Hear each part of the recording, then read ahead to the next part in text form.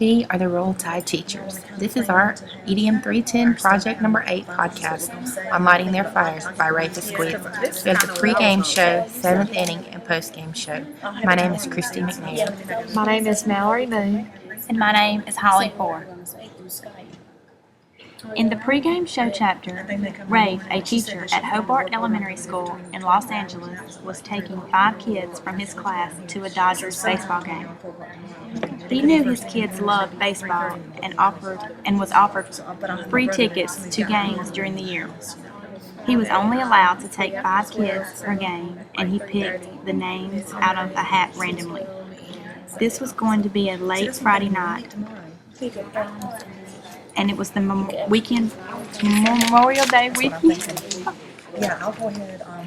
So he has had his Saturday mornings clear.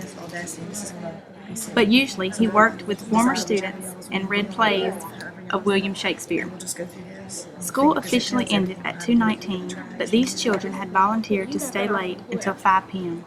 Most of them had left, but the 5 that were going to the baseball game and one more boy named Sammy. Sammy was not popular with his teachers or classmates, and it was easy to see why. He spoke out and was sometimes dirty. No one ever wanted to go near him in his filthy clothes. Sam never a joiner of anything, but he had eventually signed on to many extracurricular activities. Sam had a love for U.S. history, and once he found his great interest, a scholar was born. But on this Friday night, he was depressed. He loved baseball, and he had to stay behind. He knew he wanted to go to the game, but couldn't tonight. He also knew he would go to the game later in the school year. Sam told me his mother would be coming to get him around 5:30 and asked if he could stay and wait for her in the classroom. Well, the principal would not allow that, so Sam had to wait outside on the bench.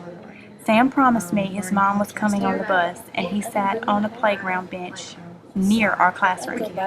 A few minutes later, the 5 fifth graders piled into my van, and off to the game we went. The children were giddy. They were going to their first baseball game.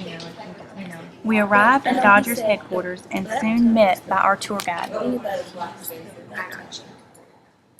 Our tour guide thought my 5 fifth graders were extraordinary. But here's the secret. These kids weren't born extraordinary. They became that way. Now it was the 7th inning, and the Dodgers had scored the game. The students had done a great job at their first game.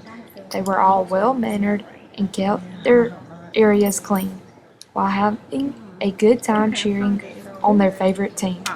The Cardinals had got 2 runs, making the score 7-5. It didn't look good for the Dodgers. The students started singing "Take Me Out to the Ball Game" as a man behind the students began to say curse words about the team. The teacher said something to the man about talking out like that in front of his children. As the score remained 7-5, the students laughed and reviewed their Shakespeare lines with Flex, a former student. Flex was very intelligent and talented. The students was inspired to follow in Flex's footsteps. My chapter was the post-game show. In it, Rafe returned to the school after dropping his students off. He was tired and ready for the holiday and for a few days' break. While on his way to the school to get some papers he had left, Rafe thought about the legend of starfish throwing, in which a man was standing on a beach surrounded by thousands of starfish that were washed onto the beach and dying. One by one, the man picks the starfish up and throws them back into the water. A child walks by and asks, "What are you doing?" The man answered, "I am trying to save these dying starfish." The child, realizing the impossibility of the task, says, "Well, you're not going to save them all." The man picks one starfish up, tosses it into the ocean, and says, "That's true, but I can save that one."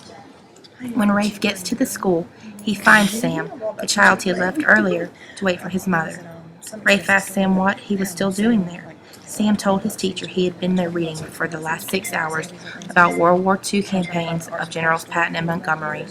Rafe Esquith loads the boy up to take him home. and Sam asked if there was class tomorrow.